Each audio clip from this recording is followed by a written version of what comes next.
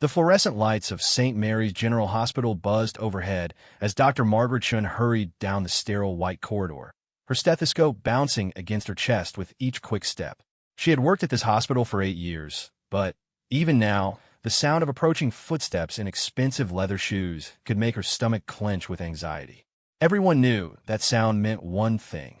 CEO Jonathan Blackwood was making his rounds. Margaret pressed herself against the wall as other staff members scattered like leaves in a windstorm.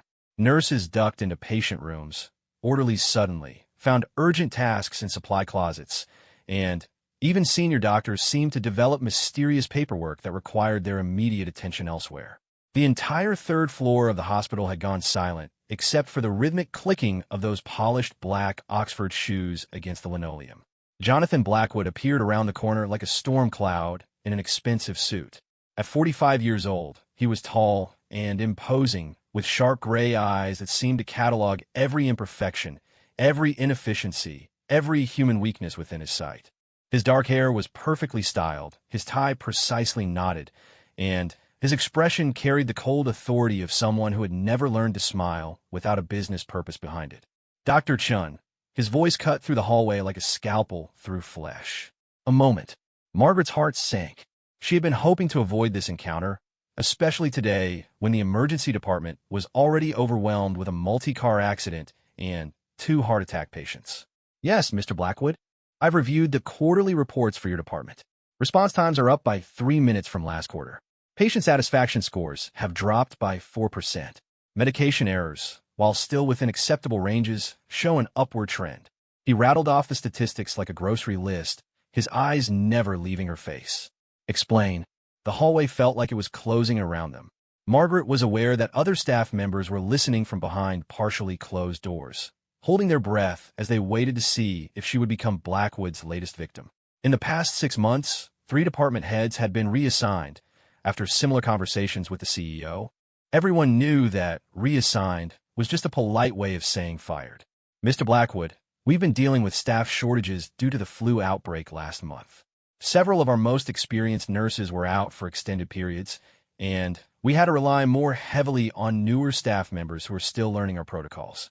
Margaret kept her voice steady, professional, even though her hands were trembling slightly. Blackwood's expression didn't change. Excuses don't save lives, Dr. Chun. Results do. I expect to see significant improvement by next quarter, or we'll need to discuss restructuring your department. Perhaps bringing in fresh leadership would provide the efficiency boost we need. With that, he turned and continued his march down the hallway, leaving Margaret standing frozen against the wall. She watched him disappear around the corner, and only then did the normal sounds of the hospital resume. Nurses emerged from hiding places, conversations picked up where they had left off, and life slowly returned to the corridor. But the damage was done. Margaret could see it in the faces of her colleagues, the mixture of sympathy and relief that it hadn't been them this time. She could feel the familiar knot of stress forming in her stomach, the same knot that had been growing larger each day since Blackwood had taken over as CEO 18 months ago.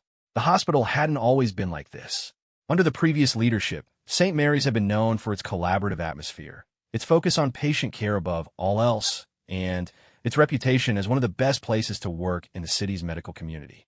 Staff turnover had been low, morale had been high, and the hospital had consistently ranked among the top medical facilities in the region. Then, the board of directors had brought in Blackwood with his MBA and his promises of increased efficiency and profitability. He had a track record of turning around struggling hospitals, they said. He would modernize their operations and bring them into the 21st century. What they hadn't mentioned was his method of achieving these improvements. Within his first month, Blackwood had implemented a series of policies that transformed the hospital from a healing environment into something that felt more like a high-pressure corporation. Mandatory overtime became common. Staff meetings turned into interrogation sessions where department heads were grilled about every statistic, every expenditure, every decision. The employee break room was converted into additional office space. The hospital's modest employee appreciation events were eliminated as unnecessary expenses. Most devastating of all was Blackwood's management style. He ruled through fear and intimidation, believing that stressed employees were motivated employees. He would appear without warning in any department, armed with spreadsheets and statistics, ready to identify problems and assign blame. His office on the top floor became known as the icebox, not just because he kept the temperature uncomfortably cold, but because of the chilling effect a summons there had on anyone unfortunate enough to receive one. The impact on patient care was becoming increasingly obvious. Nurses were afraid to report problems or suggest improvements, fearing that any issue would be seen as a personal failure. Doctors found themselves spending more time documenting and defending their decisions than actually treating patients. The collaborative spirit that had once made St. Mary's special was being systematically destroyed by an atmosphere of fear and suspicion. Margaret made her way back to the emergency department, trying to shake off the encounter with Blackwood. She had patients to see, lives to save, and she couldn't let his intimidation tactics interfere with that mission.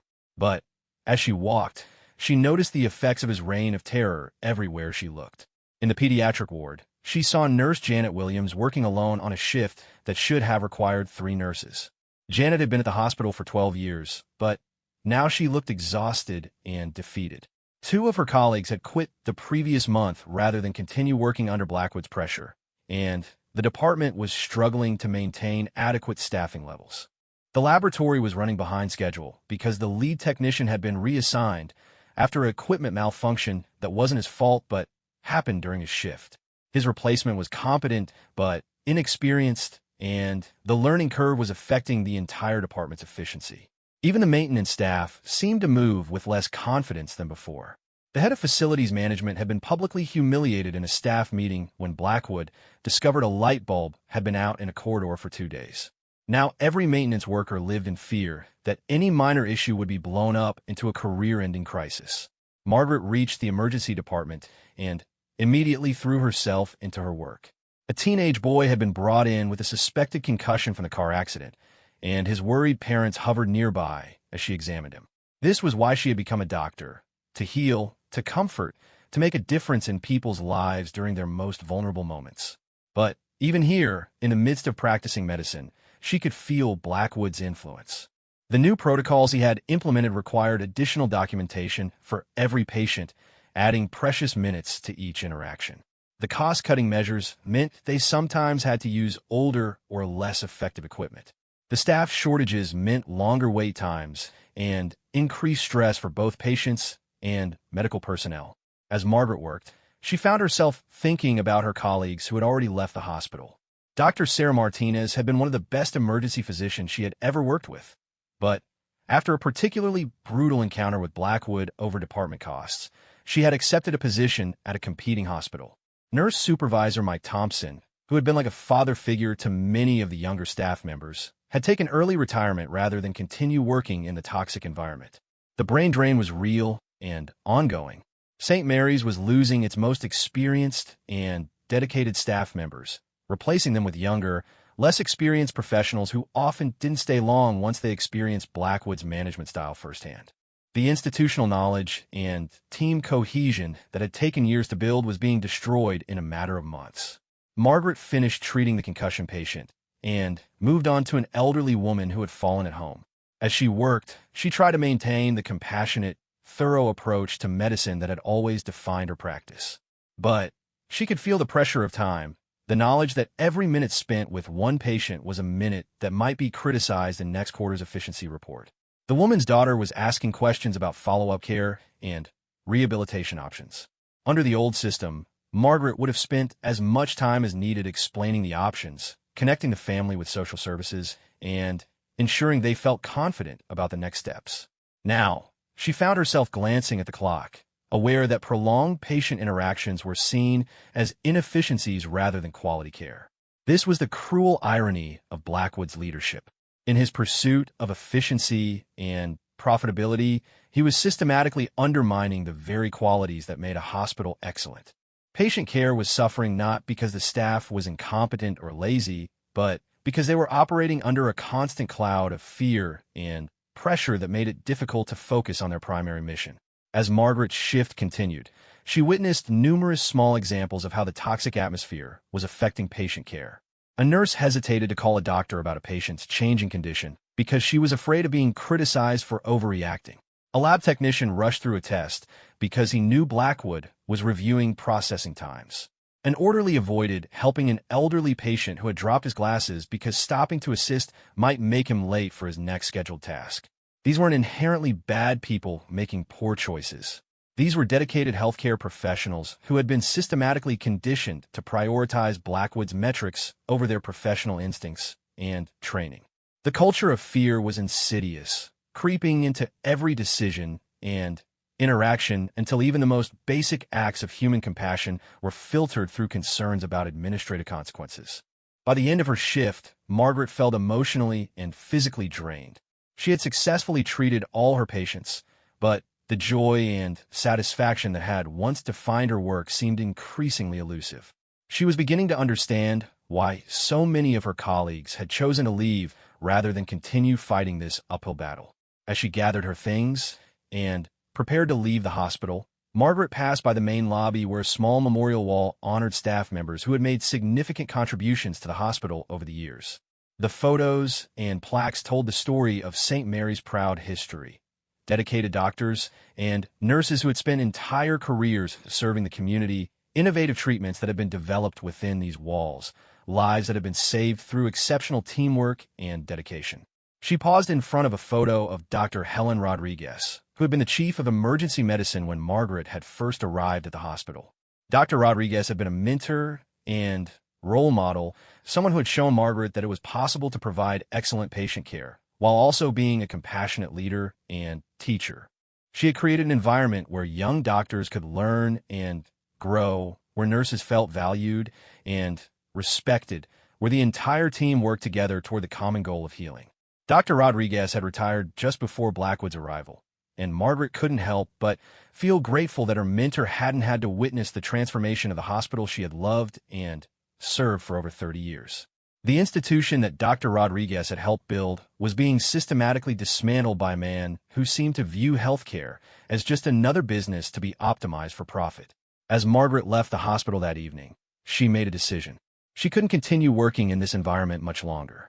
Her own mental health was suffering, her ability to provide quality patient care was being compromised, and she was beginning to lose the passion for medicine that had driven her since medical school.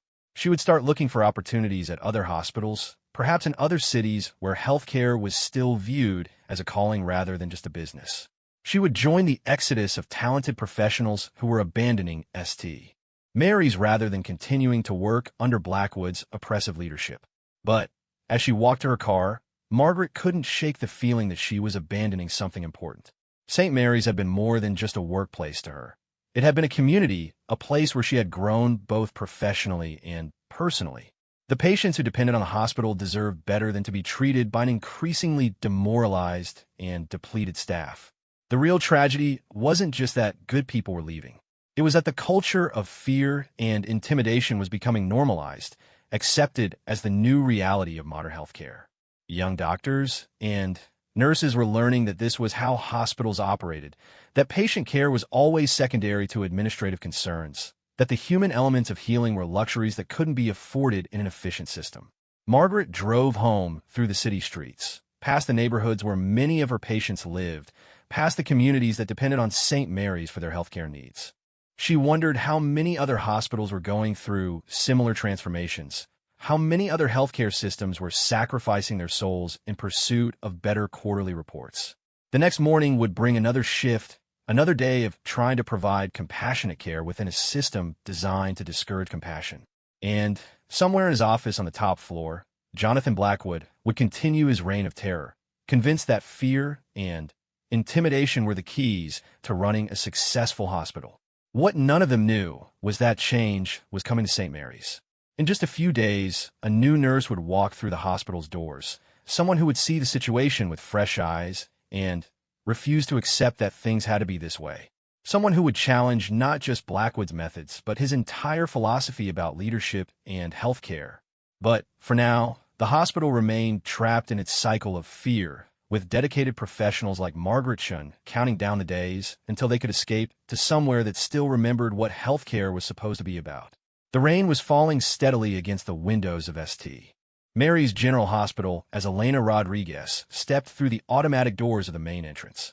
At 28 years old, she carried herself with a quiet confidence that seemed to create a small bubble of calm around her. Her dark hair was pulled back in a practical ponytail, and her scrubs were crisp and professional, but there was something in her warm brown eyes that suggested depths of experience beyond her years. Elena paused in the lobby, taking in her surroundings with the careful attention of someone who had learned to read environments quickly.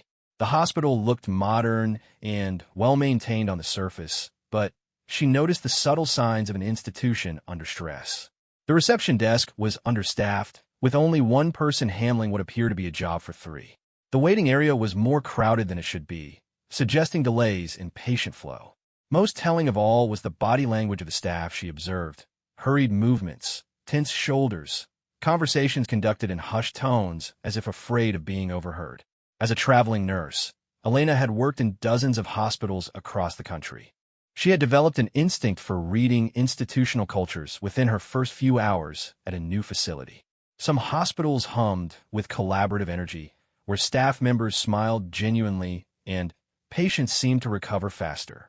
Others carried the weight of dysfunction like a heavy blanket, suffocating the natural healing spirit that should define any medical facility. St. Mary's felt like the latter, though she couldn't yet pinpoint exactly why. Elena made her way to the nursing administration office to complete her orientation paperwork. She had accepted a 6-month contract at St. Mary's partly because of its reputation, or rather, what its reputation had been before recent changes. The hospital had once been known throughout the region for its excellent patient outcomes and positive work environment. That reputation was what had drawn her here, even though recent reviews online had been more mixed. The nursing director, Patricia Williams, greeted Elena with a smile that seemed genuine but strained around the edges. Patricia had been at St. Mary's for 15 years and had watched the hospital transform from a place she loved to work into something she barely recognized. "Welcome to St. Mary's, Elena. I've reviewed your file, and I'm impressed with your background. We're fortunate to have someone with your experience joining our team, especially right now." Patricia's voice carried an undertone of weariness that Elena had heard in other hospitals struggling with staff retention. As they walked through the hospital for Elena's orientation tour, Patricia pointed out the various departments and explained the basic protocols.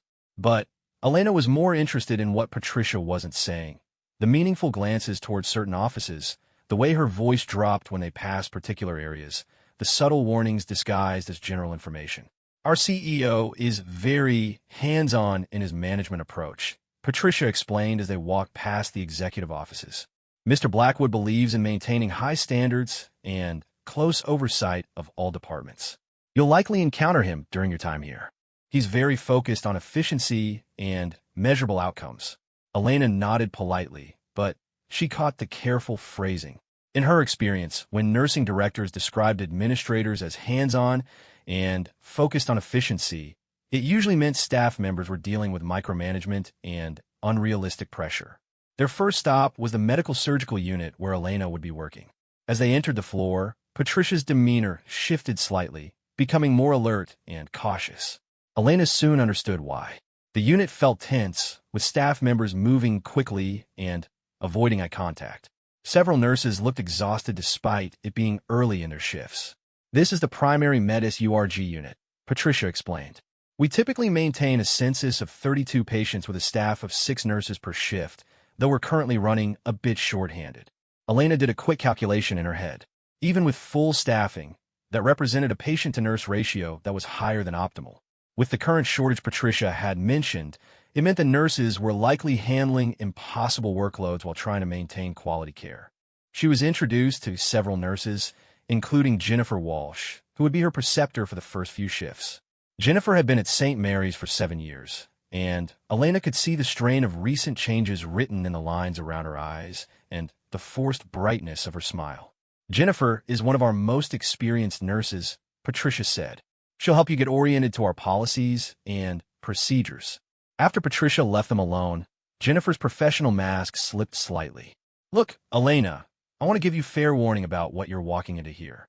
This place isn't what it used to be. We've lost a lot of good people in the past year, and the ones who are left are hanging on by a thread." Elena appreciated the honesty. "What changed?" Jennifer glanced around to make sure they weren't being overheard, then leaned in closer. We got a new CEO about 18 months ago, Jonathan Blackwood. He's turned this place into a pressure cooker. Everything is about numbers and efficiency now. Patient care takes a back seat to statistics and cost-cutting. Before Elena could respond, the sound of approaching footsteps made Jennifer straighten up and resume her professional demeanor. Elena turned to see a tall man in an expensive suit walking down the hallway with purposeful strides. Even without an introduction, she knew this had to be the CEO Jennifer had been warning her about. Jonathan Blackwood's presence seemed to change the atmosphere of the entire floor. Conversations stopped mid-sentence. Nurses suddenly found urgent tasks to attend to, and even the ambient noise level dropped as if the unit was holding its breath. Ms. Walsh. Blackwood's voice carried the authority of someone accustomed to immediate compliance. I need to speak with you about the incident reports from last week. Elena watched Jennifer's face pale slightly. Of course, Mr. Blackwood. I have the documentation in the report I submitted yesterday. The documentation is incomplete. I need detailed explanations for the delay in medication administration for room 314, the patient complaint regarding call light response time in room 322, and the overtime hours logged by 3 of your staff members last Thursday. Blackwood rattled off the issues like a prosecutor presenting evidence. Elena observed the interaction with growing concern. She had worked under demanding administrators before, but there was something different about Blackwood's approach. This wasn't the focused attention of a leader trying to improve patient care. This felt more like intimidation designed to establish dominance. Mr. Blackwood. Jennifer's voice remained steady despite her obvious discomfort. The medication delay was due to the patient experiencing an allergic reaction that required immediate intervention. The call light issue occurred during the code blue in room 318, when all available staff were assisting with the emergency. The overtime was necessary because of the unexpected admits we received that evening. Blackwood's expression didn't change. Ms. Walsh, these sound like excuses rather than solutions. In a well-run unit, contingency plans prevent these issues from affecting other patients. Perhaps we need to review your leadership capabilities in this role. Elena felt her jaw clench involuntarily. She had witnessed this type of management before. The deliberate undermining of competent staff, the creation of no-win situations where dedicated professionals were blamed for systemic problems they couldn't control. It was at this moment that Elena made a decision that would ultimately change everything at St. Mary's. Instead of staying silent as a new employee should, instead of keeping her head down and avoiding confrontation, she stepped forward. "Excuse me," Elena said, her voice calm but clear enough to carry. "I'm Elena Rodriguez, the new nurse starting today. I couldn't help but overhear your concerns about patient care quality." Blackwood turned his attention to her with obvious irritation at being interrupted. "Ms. Rodriguez, this is an administrative discussion that doesn't concern you. Actually, as someone who specializes in quality improvement, I think it does concern me." Elena's tone remained professional but firm.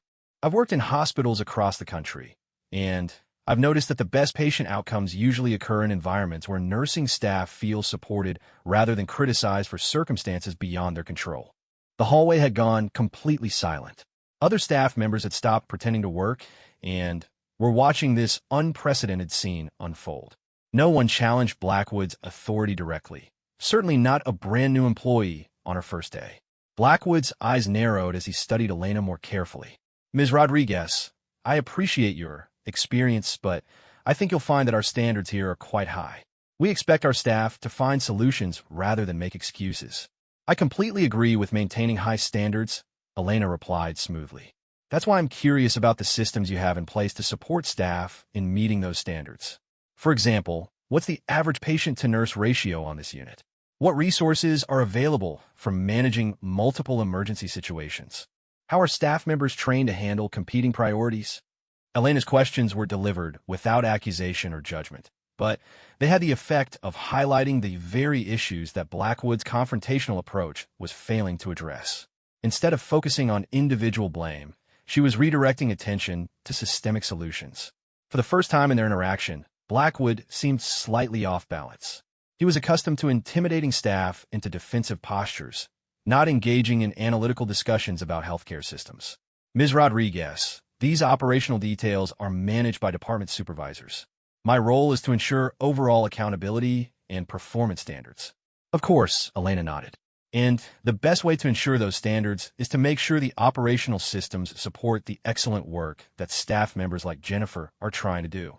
From what I can see, she was managing multiple critical situations simultaneously and prioritizing patient safety appropriately. Jennifer looked stunned.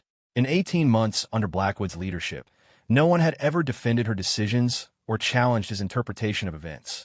The other staff members watching from nearby seemed equally amazed that someone was actually standing up to the CEO. Blackwood's face had taken on a slightly reddish tinge, though he was clearly trying to maintain his composure. Ms. Rodriguez, I think you misunderstand the situation here. We maintain very high standards at St. Mary's, and part of that involves holding staff accountable for their performance. Absolutely, Elena agreed again. Accountability is crucial. That's why it's so important to make sure we're holding people accountable for things they can actually control, rather than external factors or resource limitations that are outside their influence. The conversation had reached a stalemate. Blackwood couldn't openly disagree with Elena's reasonable points about systems and accountability, but he also couldn't allow his authority to be challenged so directly. Elena had managed to reframe the entire discussion from personal criticism to professional analysis, and she had done it without ever raising her voice or showing disrespect. Ms. Rodriguez, I think we should continue this conversation in my office. I'd like to better understand your perspective on healthcare management. Blackwood's invitation was clearly not optional. I'd be happy to discuss healthcare quality improvement with you, Elena replied. But I should probably complete my orientation first so I can start providing patient care. That is why I'm here, after all. It was a subtle reminder of priorities, patient care over administrative power plays, but it landed with impact.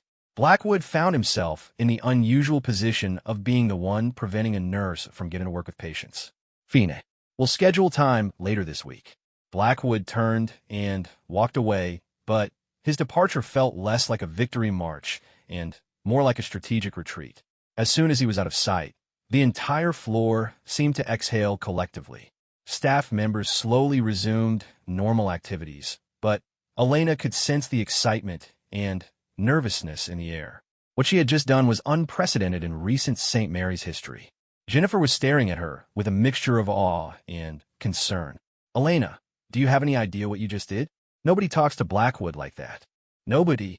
I talked to him like a professional colleague, Elena replied simply. Which is what he is, right? We're all here to serve patients. That should be our common ground. Over the next few hours, word of the encounter spread throughout the hospital with remarkable speed. Elena was surprised by how many staff members found reasons to stop by the Med-Surg unit and introduce themselves to the new nurse who had stood up to Blackwood. The stories they shared painted a picture of an institution where fear had become the primary management tool and where excellent healthcare professionals were being systematically demoralized. Dr. Margaret Chun made a point of seeking Elena out during her rounds. I heard about what happened this morning, she said quietly. I wanted to thank you for supporting Jennifer. She's an excellent nurse, and what she dealt with today happens to all of us regularly. Elena was troubled by what she was learning. How long has this been going on? Since Blackwood arrived. The hospital board brought him in to improve efficiency and profitability, but he's destroying everything that made this place special. We've lost dozens of good people, and the ones who stay are either too scared to speak up or too burned out to care anymore. As Elena worked through her first shift, she began to see the real impact of the toxic management culture. Nurses were afraid to call doctors about concerning patient changes because they might be criticized for overreacting. Documentation took precedence over patient interaction because paperwork was what got audited. Staff members avoided taking initiative or suggesting improvements because any deviation from established protocols was seen as insubordination.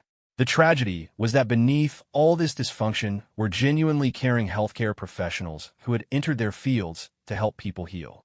Elena worked alongside nurses like Jennifer who still provided excellent patient care despite the oppressive atmosphere. Doctors like Margaret who maintained their clinical excellence while navigating administrative hostility. And support staff who found ways to comfort patients even when their own job security was constantly threatened. During her dinner break, Elena sat in the nearly empty cafeteria and reflected on her first day. She had taken the assignment at St. Mary's expecting to work in a functional hospital while exploring the beautiful city where it was located. Instead, she had walked into a healthcare institution in crisis, led by a man who seemed to fundamentally misunderstand the nature of healing. But Elena had also seen something else in her interactions with the staff. Despite the fear and exhaustion, there was still a spark of hope among many of the healthcare professionals. They wanted to do good work, they wanted to provide excellent patient care, and they were desperate for someone to remind them that their instincts as healers were valuable. Elena made a decision that would prove pivotal for everyone at St. Mary's. Instead of keeping her head down and counting the days until her contract ended, she would use her position as an outsider to challenge the toxic culture that was destroying this hospital. She had the advantage of not being invested in the political dynamics that kept other staff members silent, and she had enough experience to know that hospitals could function much better than this. What Elena didn't know was that Blackwood had spent the rest of the day stewing about their encounter. No one had challenged his authority so directly and so effectively since he had arrived at St. Mary's.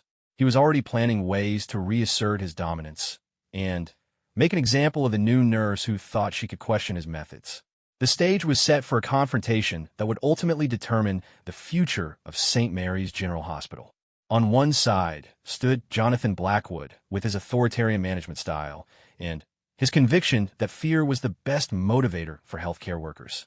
On the other side stood Elena Rodriguez with her belief that healing environments required trust, respect, and collaborative leadership. Neither of them realized that their conflict would ultimately awaken something that had been dormant in the hospital staff for months: the courage to remember why they had chosen careers in healthcare and the determination to reclaim their institution from those who had forgotten that hospitals existed to heal, not just to generate profits. The battle for the soul of St. Mary's was about to begin. 3 days had passed since Elena's first encounter with Jonathan Blackwood, and the tension in the hospital was palpable. Word of the confrontation had spread through every department, creating ripples of excitement and anxiety among staff members who hadn't seen anyone challenge the CEO's authority in over a year. Some whispered about Elena with admiration, calling her brave or even foolish. Others worried that her defiance would result in increased scrutiny and pressure for everyone. Elena had spent those 3 days observing and learning. She worked her shifts with quiet efficiency, providing excellent patient care while absorbing the complex dynamics of St. Mary's dysfunctional culture. What she discovered was both heartbreaking and infuriating. The hospital was filled with talented, dedicated professionals who were systematically having their confidence and compassion eroded by a management philosophy that treated human beings like production units. Elena watched excellent nurses second-guess their clinical instincts because they were afraid of making decisions that might be criticized later. She saw experienced doctors spending more time on defensive documentation than on patient interaction. She witnessed the gradual destruction of the collaborative spirit that was essential for quality health care. Most disturbing was the way the fear had begun to affect patient care directly. Elena had identified at least 3 instances where staff members had delayed appropriate interventions because they were more concerned about potential administrative consequences than patient outcomes. The culture of intimidation wasn't just making people miserable at work. It was literally endangering the lives of the people the hospital was supposed to protect. On Thursday morning, Elena arrived for her shift to find the medical surgical unit in chaos. 2 nurses had called in sick, leaving the remaining staff to cover 34 patients with only 4 nurses on duty. The patient-to-nurse ratio was dangerously high, but Elena knew from conversations with her colleagues that requesting additional staffing would likely result in criticism about poor planning and inefficient resource management. Jennifer Walsh looked exhausted and stressed as she gave Elena her patient assignments. "I'm sorry, Elena. You're going to have 9 patients today, including 2 fresh post-ops and a diabetic who's been having blood sugar issues all week. I know it's more than anyone should handle, but we don't have any other options."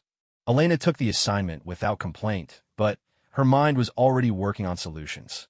She had dealt with similar staffing challenges in other hospitals, and she knew there were ways to manage heavy patient loads safely if staff members were allowed to collaborate and prioritize appropriately. As the morning progressed, Elena found herself moving efficiently between patients, triaging needs, and managing care with the expertise that came from years of experience in challenging environments. She checked on Mrs. Patterson, an elderly woman recovering from gallbladder surgery who was experiencing more pain than expected. She monitored Mr. Chun, whose post-operative blood pressure was concerning but stable. She helped coordinate care for 17-year-old Sarah Martinez, whose diabetes management required frequent monitoring and adjustment.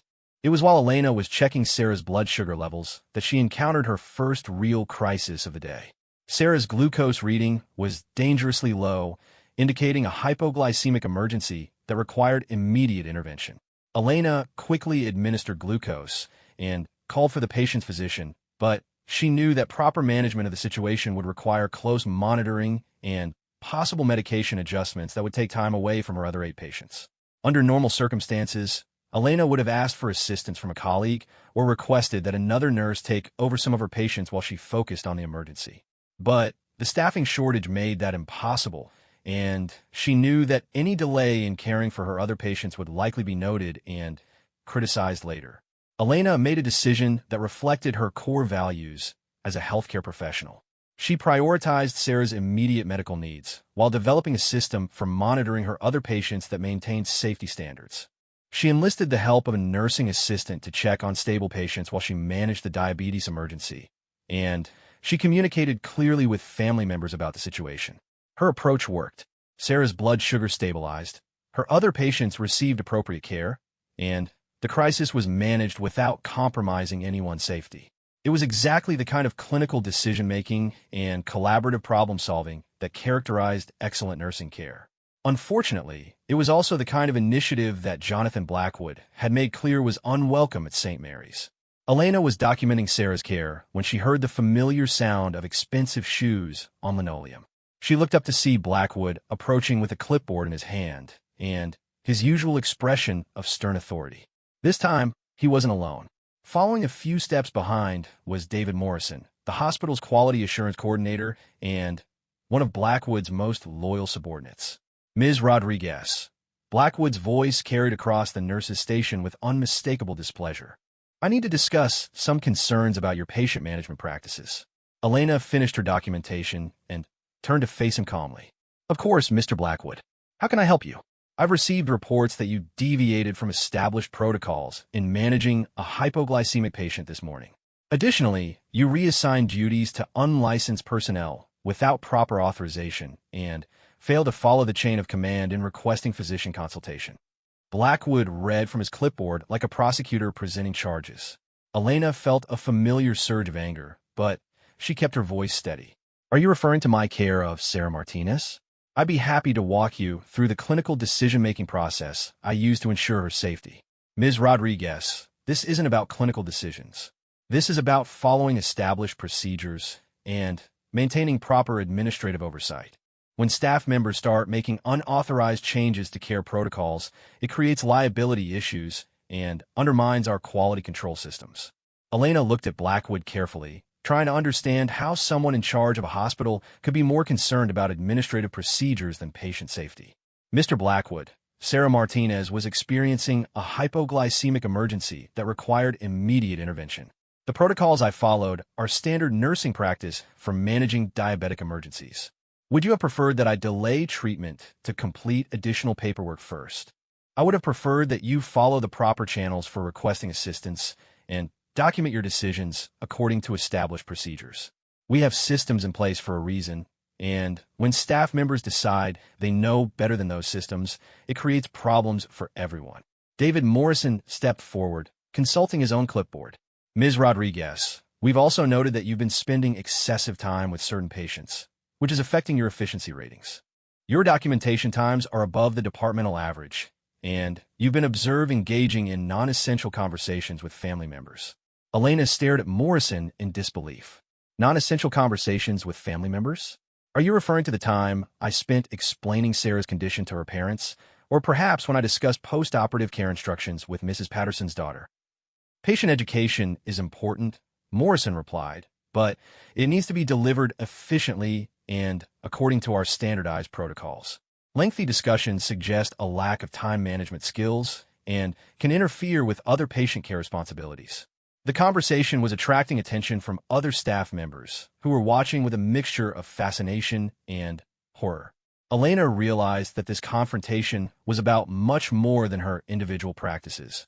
Blackwood was using her as an example, demonstrating to the entire unit what happened when someone challenged his authority or deviated from his vision of efficient healthcare delivery. But Elena also recognized something else in the faces of her colleagues. They were watching to see if she would back down, if she would join the ranks of demoralized professionals who had learned to prioritize administrative compliance over patient advocacy. Their expressions carried a desperate hope that someone would finally stand up to the system that was destroying their professional integrity. Elena made a choice that would define not just her own future at St. Mary's, but the future of everyone who worked there. Mr. Blackwood, I think we need to clarify something fundamental about what we're discussing here. You seem to be suggesting that I should have prioritized administrative procedures over a patient's immediate medical needs. Is that correct? Blackwood's eyes narrowed. Ms. Rodriguez, I'm suggesting that you should follow the protocols that ensure quality and consistency of care across all our patients. And I'm suggesting that those protocols should support clinical decision-making, not override it. When a patient is experiencing a medical emergency, my first priority has to be stabilizing their condition, not completing paperwork or following administrative chains of command that could delay life-saving treatment. The confrontation had reached a critical point. Other staff members had stopped pretending to work and were openly listening to the exchange. Elena could sense that this moment would determine whether the culture of fear would continue to dominate St. Mary's or whether something new might be possible. Elena continued, her voice gaining strength. Mr. Blackwood, I've worked in hospitals across the country, and I've seen what happens when administrative concerns take precedence over patient care. Medical errors increase, staff burnout accelerates, and patient satisfaction plummets. The systems that you're asking me to prioritize are actually undermining the quality care that St. Mary's should be providing. Blackwood's face was reddening, but Elena wasn't finished. Furthermore, the idea that spending time with patients and families is inefficient fundamentally misunderstands what healthcare is supposed to accomplish. When I explain a patient's condition to worried parents, when I take extra time to ensure someone understands their post-operative care, when I coordinate with colleagues to manage a medical emergency, those aren't inefficiencies. Those are the core functions of nursing practice. The silence in a unit was profound. Elena had just articulated what dozens of healthcare professionals had been thinking for months, but had been afraid to say. She had challenged not just Blackwood's specific criticisms, but his entire philosophy of hospital management. Blackwood's voice, when he finally spoke, was cold and controlled. Ms. Rodriguez, I think you have a fundamental misunderstanding about your role here at St. Mary's. You are an employee of this hospital, and as such, you are expected to follow our policies and procedures without question. If you're unable to adapt to our standards and expectations, then perhaps this isn't the right environment for you. Elena met his gaze steadily. Mr. Blackwood, I'm a licensed registered nurse with 8 years of experience in critical care and medical surgical nursing. My role is to provide safe, competent, compassionate care to patients while collaborating with other healthcare professionals to achieve the best possible outcomes. I will always prioritize those responsibilities over any administrative policy that contradicts them. The confrontation had reached an impasse. Blackwood couldn't openly argue against patient safety or compassionate care, but he also couldn't allow his authority to be challenged so directly. Elena had cornered him by framing the discussion in terms of professional nursing standards rather than personal insubordination. David Morrison attempted to intervene. Ms. Rodriguez, I think what Mr. Blackwood is trying to explain is that we have systems in place to ensure consistency and quality across all departments. When individual staff members make unauthorized decisions, it creates confusion and potential liability issues. Elena turned her attention to Morrison, and her response was devastating in its clarity. Mr. Morrison, can you explain to me how following standard nursing protocols for managing a hypoglycemic emergency creates liability issues? Can you describe the system that would have provided better care for Sarah Martinez than the evidence-based intervention she received? Can you justify prioritizing administrative convenience over clinical excellence? Morrison looked uncomfortable, glancing at Blackwood for guidance. Elena had asked questions that exposed the fundamental flaws in their approach to hospital management. They had no clinical justification for their criticism, only administrative preferences that prioritize control over care quality. Elena pressed her advantage. I'm genuinely curious about the vision for patient care at St. Mary's. Are you suggesting that nurses should delay medical interventions to complete paperwork? Should we limit our communication with families to save time? Should we avoid collaborating with colleagues during emergencies to maintain strict hierarchical structures? The questions hung in the air like challenges that demanded answers. Elena had systematically dismantled the foundation of Blackwood's management philosophy by demanding that he justify his positions in terms of patient outcomes rather than administrative control. But Elena wasn't finished. In a move that would later be remembered as a turning point in St. Mary's history, she addressed the broader issue that everyone present understood but no one had dared to articulate. Mr. Blackwood, I think the real question here is whether St. Mary's is committed to being an excellent healthcare institution or an efficient administrative organization. Those aren't necessarily the same thing. The best hospitals I've worked in are places where clinical expertise is respected, where staff members feel empowered to advocate for their patients, and where administrative systems support rather than obstruct quality care. Elena paused, looking around at her colleagues who were listening with rapt attention. From what I've observed in my first few days here, St. Mary's has all the resources necessary to be an outstanding hospital. You have skilled physicians, experienced nurses, dedicated support staff, and modern equipment. The only thing missing is a management philosophy that recognizes and supports the clinical excellence that already exists. The implications of Elena's statement were clear to everyone present. She was suggesting that the hospital's problems weren't due to inadequate staff or insufficient resources, but to leadership that was actively undermining the very qualities that made hospitals successful. Blackwood's response was swift and predictable. Ms. Rodriguez, I think this conversation has revealed a fundamental incompatibility between your approach and our institutional expectations. I'm going to recommend that your contract be terminated effective immediately. The announcement sent a shock through the assembled staff members. Elena had expected this possibility, but hearing it stated so bluntly still carried impact.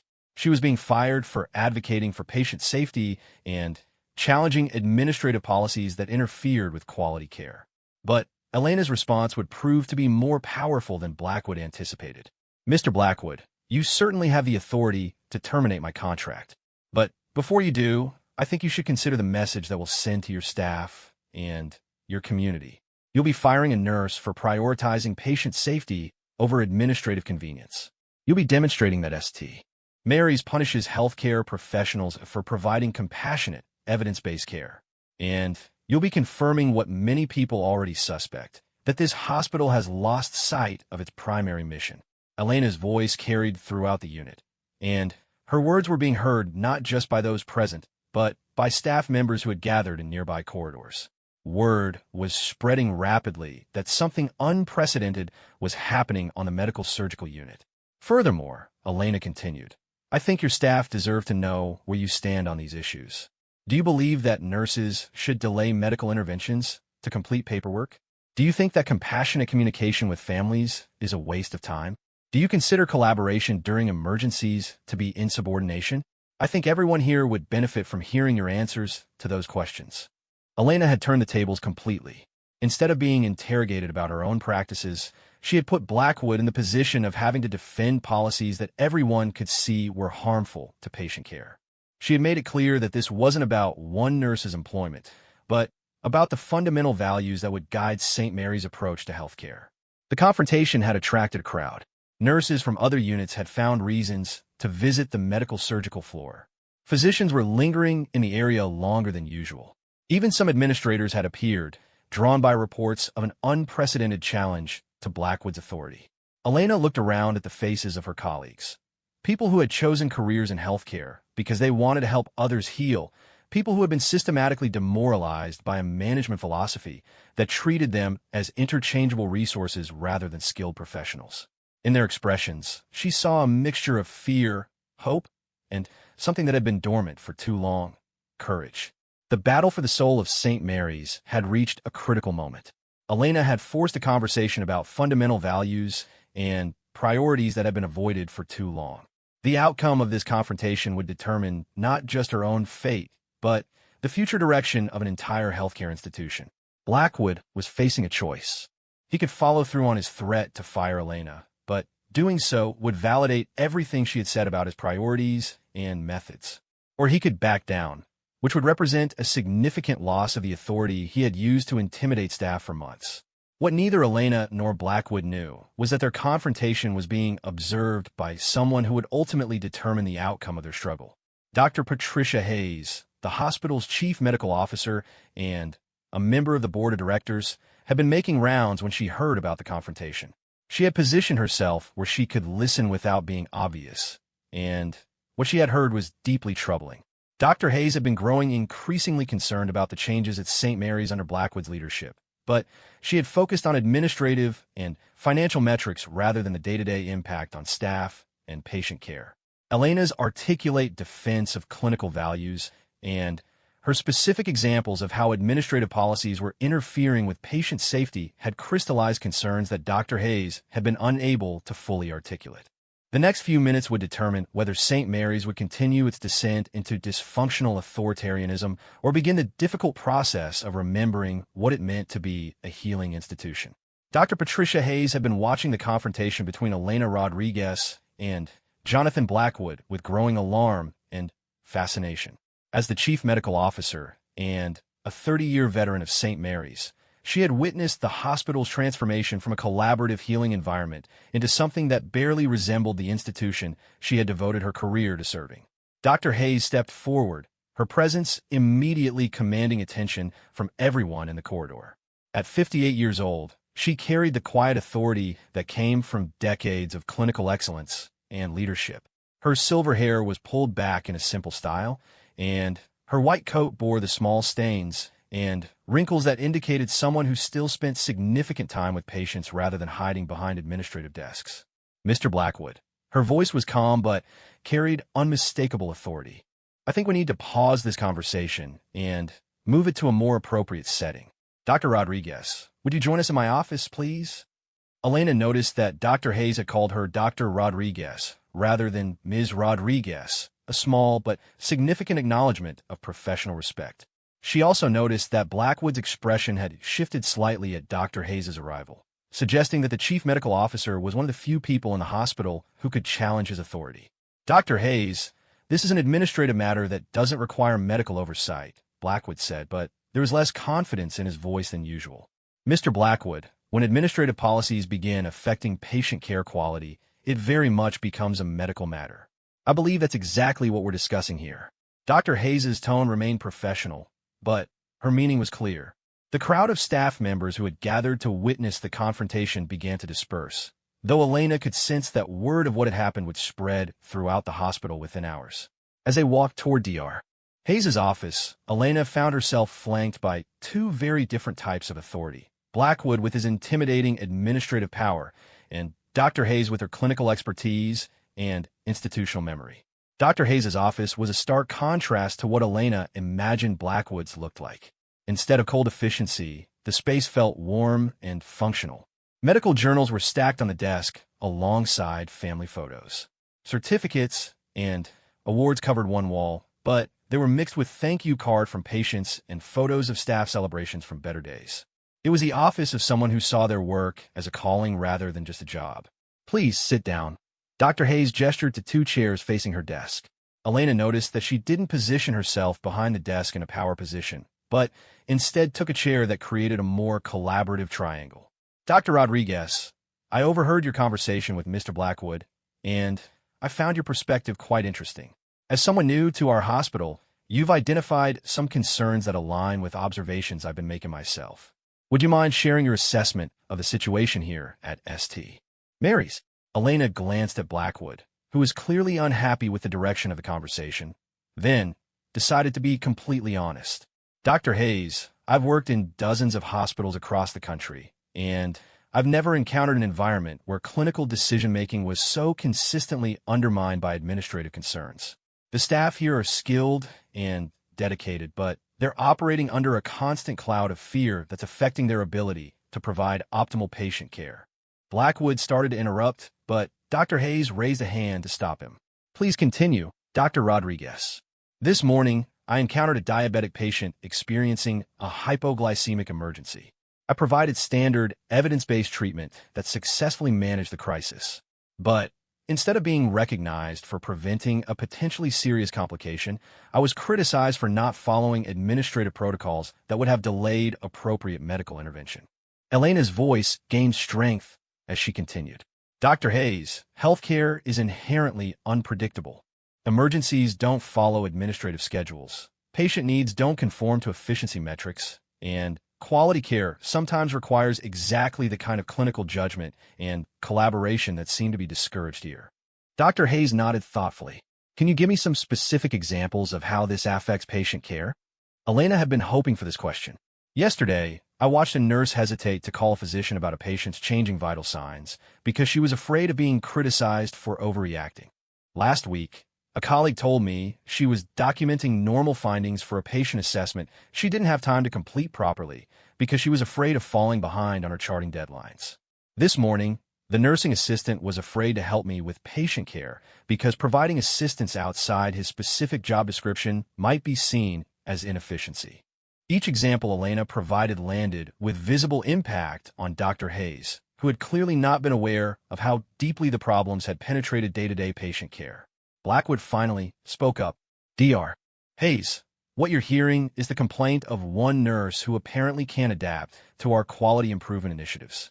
We've implemented evidence-based management practices that have proven successful at other institutions. The resistance to these changes is exactly what we expected from staff who are comfortable with old, inefficient methods.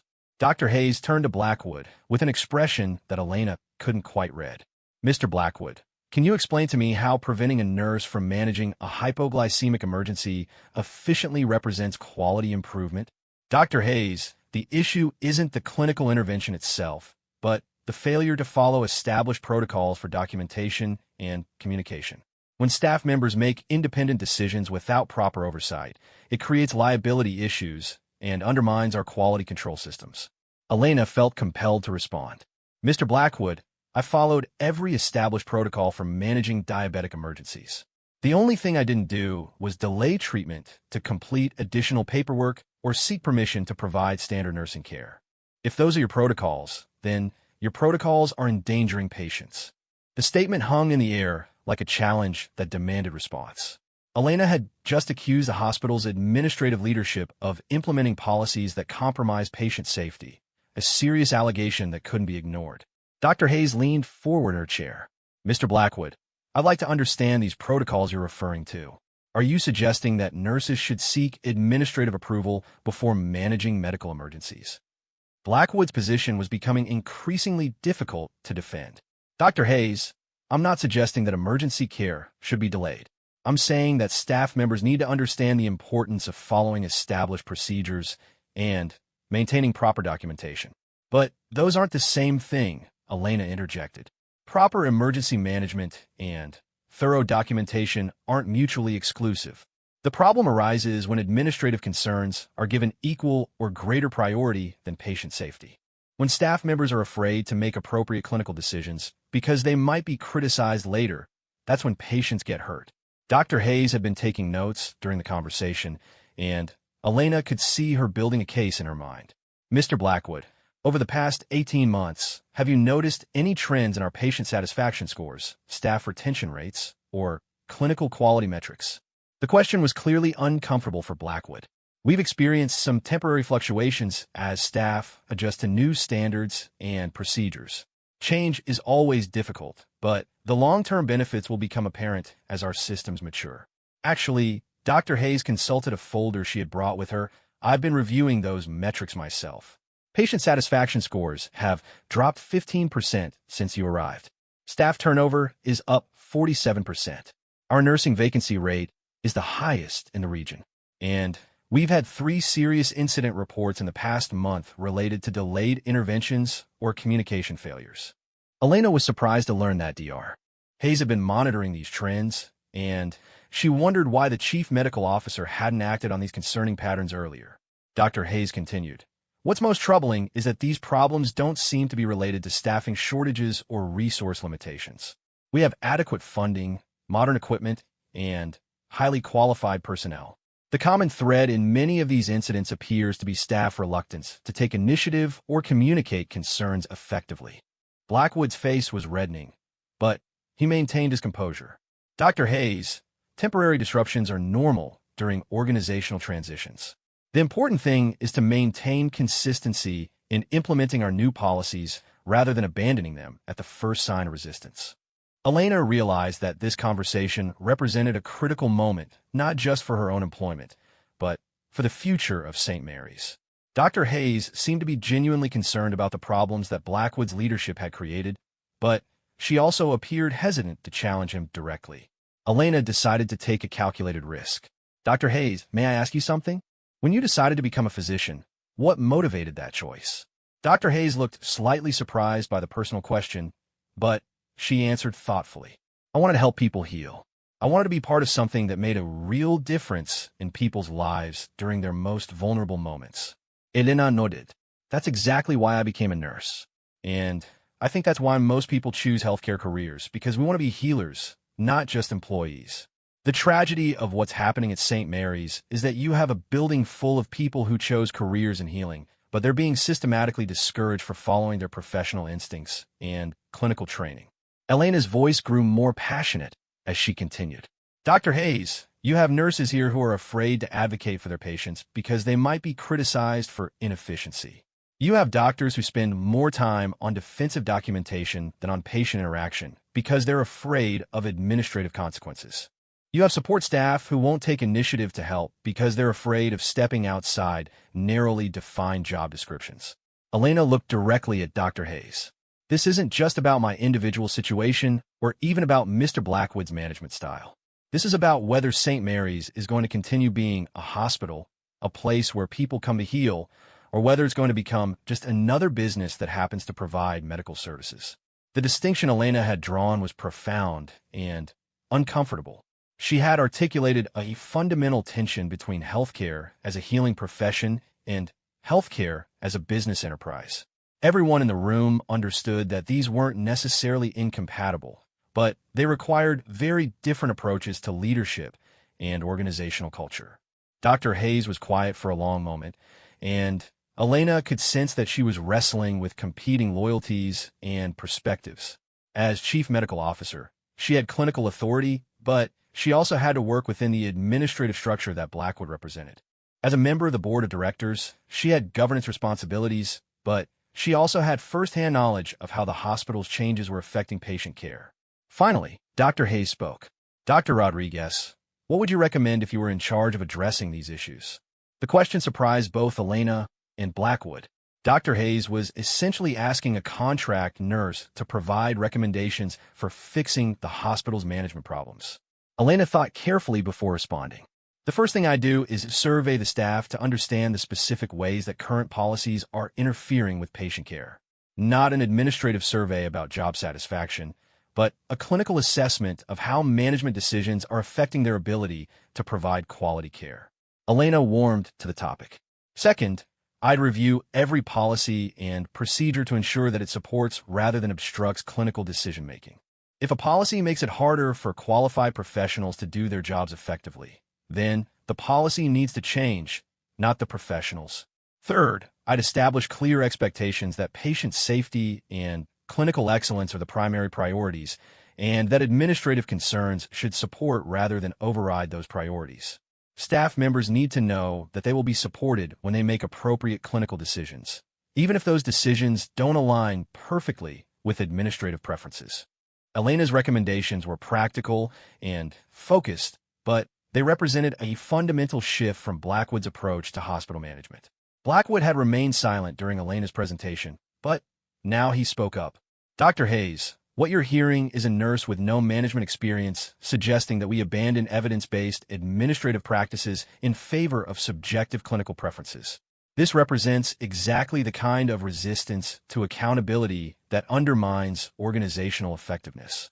Dr. Hayes looked at Blackwood with an expression that Elena couldn't read. Mr. Blackwood, can you define evidence-based administrative practices for me?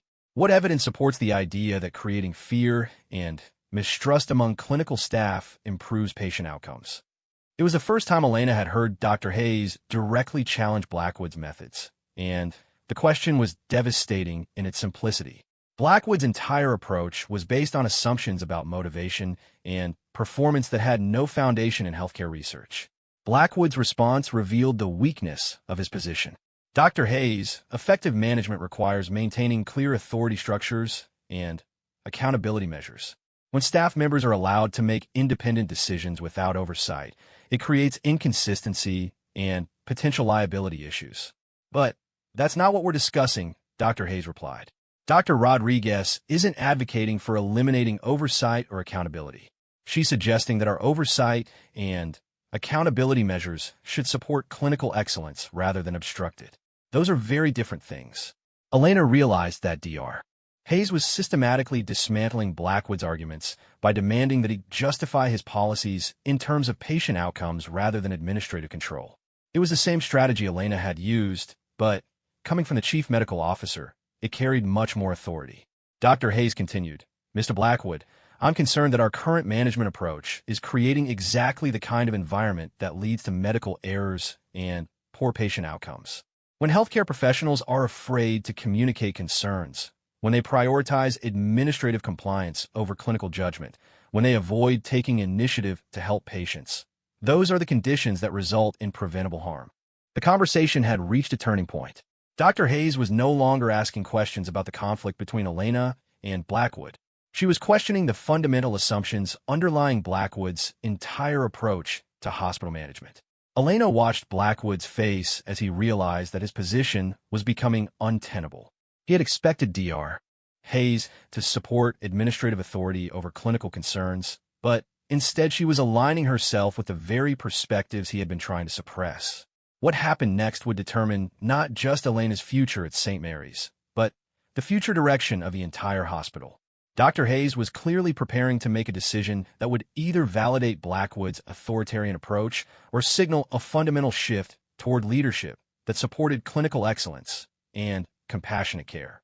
The battle for the soul of St. Mary's was reaching its climax, and the outcome would soon be clear.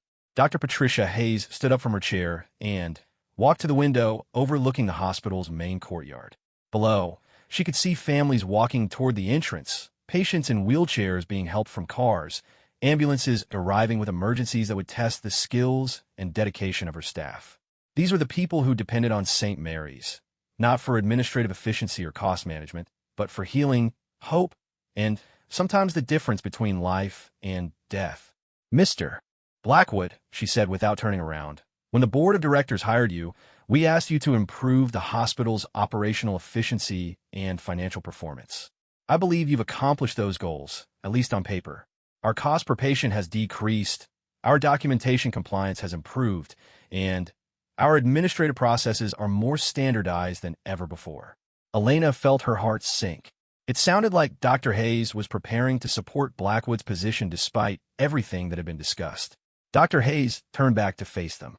"However, I've been forced to conclude that these improvements have come at an unacceptable cost to our primary mission.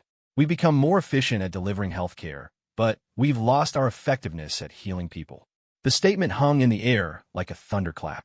Elena saw Blackwood's face go pale as he realized that his position was not just being challenged, but fundamentally rejected by one of the most senior leaders in the hospital. Dr. Hayes continued, her voice gaining strength. "Dr. Rodriguez, your assessment of our situation has been illuminating, but it's also confirmed concerns that I should have addressed months ago. I've been watching good people leave our hospital. I've been hearing complaints from patients and families, and I've been seeing quality metrics that suggest we're moving in the wrong direction. I kept hoping that these were temporary growing pains from organizational change, but your perspective has helped me understand that there's symptoms of a fundamental misalignment between our management philosophy and our healthcare mission." Elena was afraid to hope, but she sensed that something significant was about to happen. Dr. Hayes sat back down and looked directly at Blackwood. "Mr. Blackwood, I'm going to recommend to the board of directors that we immediately review your management policies and their impact on patient care quality. I'm also going to suggest that we implement Dr. Rodriguez's recommendations for surveying staff about clinical barriers and revising administrative procedures that interfere with patient care." Blackwood's composure finally cracked. "Dr. Hayes, you can't be serious. You're going to undermine 18 months of organizational improvement because one contract nurse doesn't like following procedures? This represents exactly the kind of administrative interference in management decisions that destroys organizational effectiveness. Mr. Blackwood, Dr. Hayes's voice was calm, but firm. I'm not undermining organizational improvement. I'm trying to save this hospital from destroying itself in pursuit of administrative perfection. The purpose of our procedures should be to support excellent patient care, not to obstruct it. Elena watched this exchange with amazement. She had hoped for support, but she hadn't expected such a complete reversal of the power dynamic that had dominated St. Mary's for months. Dr. Hayes turned to Elena.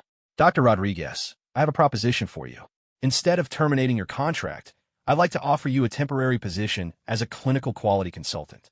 Your job would be to work with department heads and staff members to identify specific ways that our administrative policies are interfering with patient care and to develop recommendations for changes that support both clinical excellence and operational efficiency. Elena was stunned. She had walked into this meeting expecting to be fired, and instead she was being offered a leadership role in transforming the hospital's culture. Dr. Hayes, I'm honored by the offer, but I should point out that I'm a nurse, not a healthcare administrator. I don't have formal training in organizational management or quality improvement. Dr. Hayes smiled for the first time since the meeting had begun. Dr. Rodriguez, you've just demonstrated more insight into healthcare quality improvement in 30 minutes than most administrators show in months of analysis. What you lack in formal training, you more than make up for in clinical experience and practical wisdom. Besides, the problems we're facing aren't really administrative problems. They're problems of understanding what healthcare is supposed to accomplish and how to create environments that support that mission. Blackwood made one last attempt to maintain his position. Dr. Hayes, I strongly advise against this course of action. Allowing clinical staff to override administrative policies based on subjective preferences will create chaos and liability issues. We need consistent, evidence-based management practices, not emotional reactions to change. Dr. Hayes looked at him with an expression that Elena could only describe as disappointed. Mr. Blackwood, I think you fundamentally misunderstand what we're discussing. This isn't about emotions or preferences. This is about creating systems that support the clinical excellence that our patients deserve. If our current policies are preventing good healthcare professionals from doing their jobs effectively, then those policies are objectively counterproductive, regardless of their theoretical merits. Dr. Hayes stood up, signaling that the meeting was concluded. Mr. Blackwood, I'll be scheduling meetings with the board of directors to discuss the direction of our hospital leadership. In the meantime, I'm implementing an immediate moratorium on disciplinary actions against staff members for clinical decisions that prioritize patient safety over administrative compliance. Elena realized that Dr. Hayes had just stripped Blackwood of his primary weapon, the ability to intimidate staff through threats of punishment for following their clinical judgment. Dr. Rodriguez, can you start a new role next week? I'd like you to begin with a comprehensive survey of nursing staff, followed by interviews with department heads about barriers to effective patient care. I want to understand exactly how our current policies are affecting day-to-day operations. Elena nodded, still processing the dramatic shift in her circumstances. Dr. Hayes, I'll need to work with nursing leadership to design the survey properly, and I want to ensure that staff members feel safe providing honest feedback without fear of retaliation. Absolutely. I'll be communicating to all staff that this is a clinical quality initiative supported at the highest levels of hospital leadership. No one will face any consequences for participating honestly in the assessment. As they prepared to leave Dr. Hayes' office, Elena felt compelled to address something that had been bothering her throughout the conversation. Dr. Hayes, may I ask why you didn't intervene earlier? You obviously recognized that there were problems with the current management approach. Dr. Hayes paused at the door, and for the first time, Elena saw uncertainty in her expression. That's a fair question, and one I've been asking myself for months. I think I fell into the trap of assuming that operational management was outside my expertise, that my role was limited to clinical oversight. I also believed that any significant problems would be reflected in our quality metrics, which showed gradual improvement in many areas. Dr. Hayes continued, what I failed to recognize was that the metrics we were tracking didn't capture the human elements of healthcare that actually determine patient outcomes. Fear, demoralization, and loss of professional autonomy don't show up in efficiency reports, but they're ultimately more important than any administrative measure. Elena appreciated the honest self-reflection. Dr. Hayes, what convinced you to act now?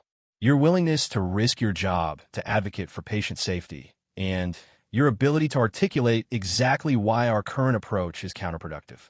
You reminded me that hospitals exist to heal people, not to generate impressive statistics. That should have been obvious, but somehow it got lost in the complexity of modern healthcare management.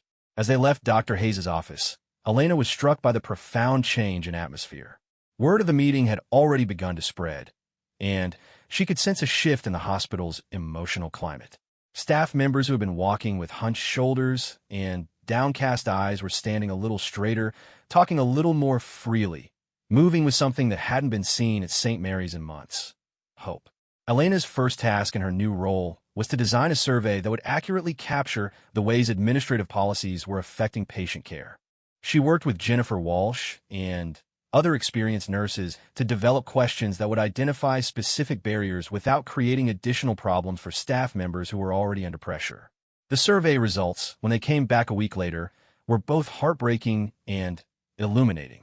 Nurses reported delaying interventions to complete documentation, avoiding communication with families to save time, and hesitating to call physicians about patient concerns to avoid criticism.